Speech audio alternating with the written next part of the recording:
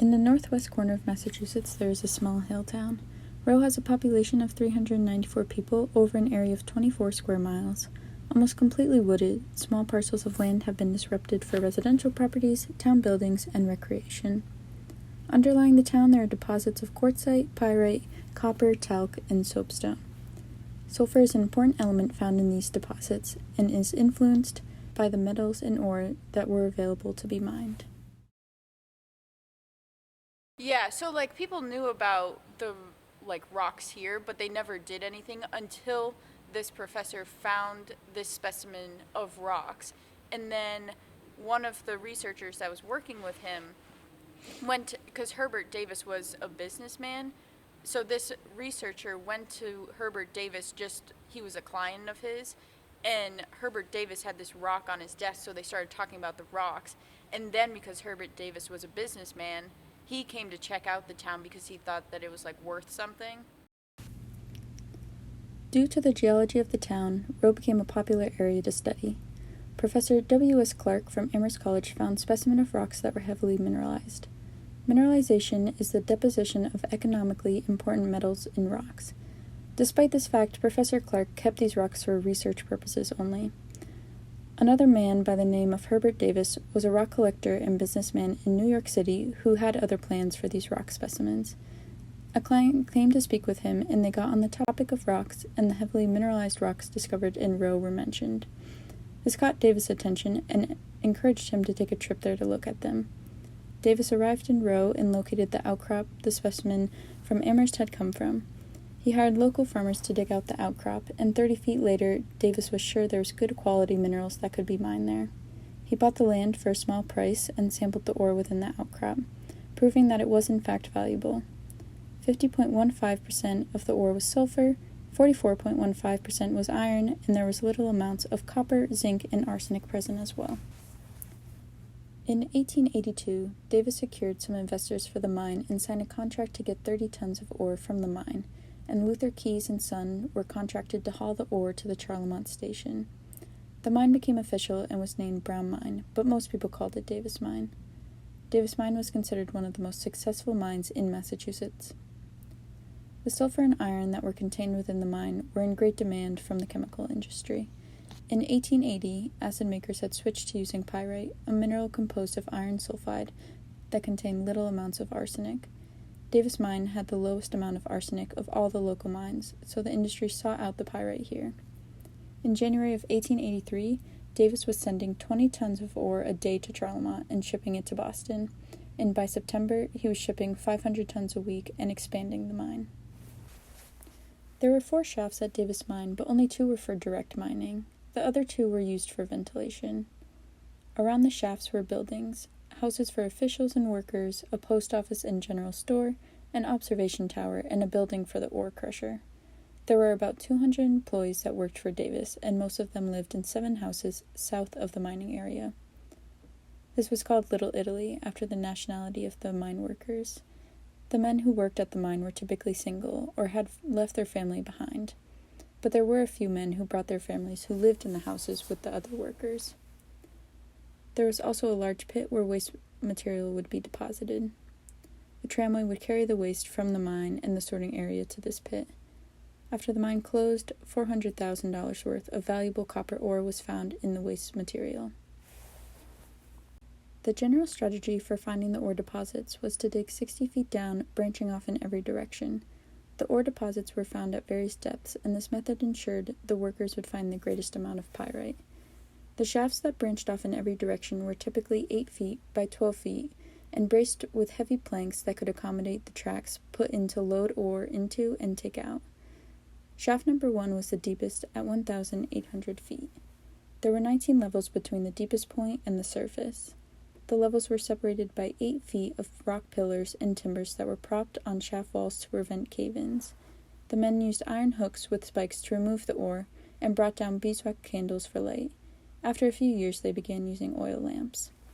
Davis Mine prospered until 1909, but poor mining practices caused ore supports and pillars to weaken, which resulted in shaft collapsing.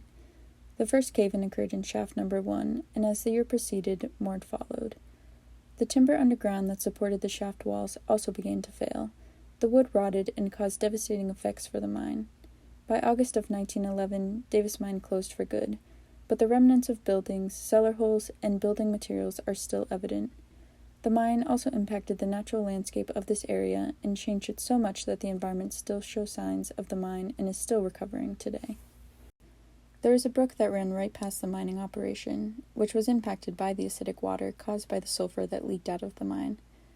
The acidic water was believed to have killed all the fish for miles downstream. Some people describe the brook to have rusty waters that reach the Deerfield River in Charlemont, Massachusetts.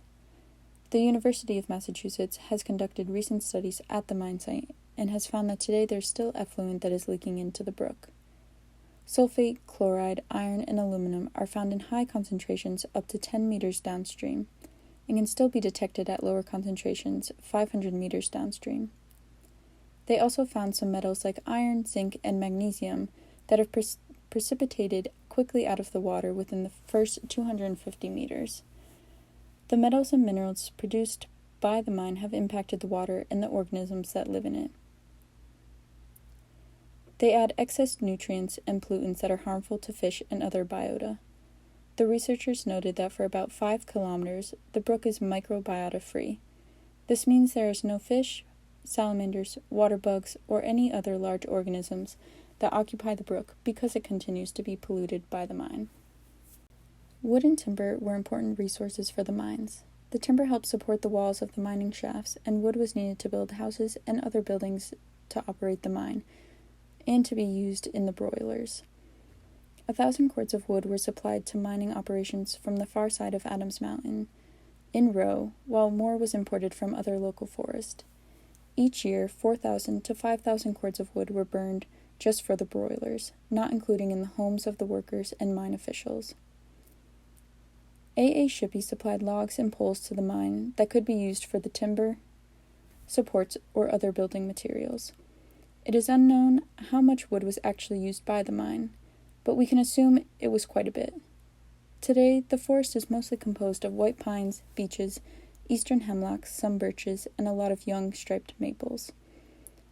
White pines are one of the first trees to come back after deforestation, so it is not surprising that we see them here. They also are important pioneer species for preparing habitats for late successional trees and encouraging reforestation. The woods are not overgrown with shrubs and underbrush, which also leads me to believe that this area has been completely deforested in the past. During the time the mine was in operation, this would not have provided habitat for animals. The regeneration of the forest is important for providing quality habitat for animals, and it seems to be successful. Trees are growing back, and shrubs that provide berries or other resources can be found in some locations. The Davis Mine even impacted the soils around it. Roads had to be constructed to move between shafts and to bring the ore to Charlemont. Wagons pulled by horses brought the ore there, but in doing so compacted the soils. This is a less noticeable impact of the mine, but is still obvious to this day. When soils become compacted, it makes it difficult for plants to survive because there is no longer pore space where plants can spread their roots and collect water. Roads and paths that were used are still noticeable because trees and other plants have not regrown as quickly here as they have in other places where the soil was not as compacted. The road that they used to bring ore to Charlemont is very noticeable, and there are still hunters who use this road as an easy way to get further into the woods. The geology of Rowe influenced how the land was used in the late 1800s. Mining in Rowe changed the landscape, which is still obvious today. Davis Mine had a strong influence on the forest and water that passed through the site. The trees that have regrown in the area, eastern hemlocks, white pines, striped maples, beeches, and birches are still relatively young, and the water in the brook continues to receive effluent from the mine, which reduces the plants and animals that use the stream for habitat. It is clear that restoration efforts should be made here. Contamination to water and soil is very harmful, and has the potential to cause harmful effects to humans as well. It is important that UMass continues to monitor the site so that any changes can be documented. Davis Mine is a good example of how local, smaller mines can still have environmental impacts for many years. Larger, more industrial mines are not the only ones that are destructive to the surrounding environment.